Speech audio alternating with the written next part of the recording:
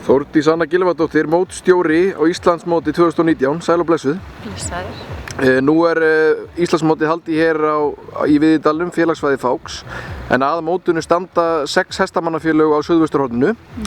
Í hverju felst þetta samstarf, Þórdís?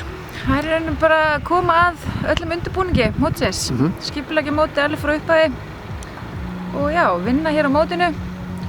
Og þetta eru svona cirka 700 klukkustundir í sjálfboðavinnu sem þessi félög eru að leggja til á mótinu. Og þá ég með ótaleg fótaskoðun og dómararnir. Þannig að þetta er alveg heilmikil vinna sem þessi félög eru að leggja á sig og ég var bara heiður skilin fyrir, finnst mér. Þannig að samstarfið fer vel af stað? Já, mjög svo. Þessi 6 félög hafa alveg bara unnið mjög vel saman og eru samstíga í þessu. Og svo kem ég hérna inn í móti bara svona á lokametrunum.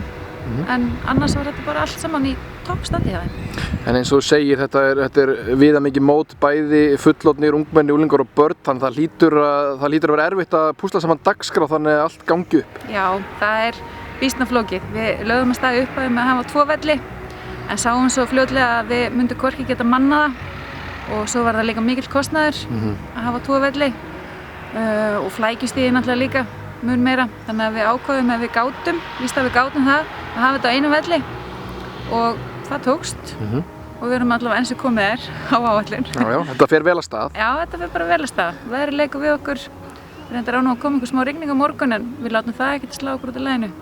Það er gott fyrir alla hestamenn að kíkja í Víðidalinn, það eru veitingar hér og allt til alls. Já, algjörlega, allt til alls.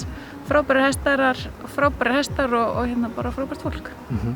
Þórdís, takk fyrir spjallið. Við hlökkum til að fylgjast með Íslandsmóti hér hjá Eiðfaksa og óskum þér og þínum velfarnaðar. Takk sem leis.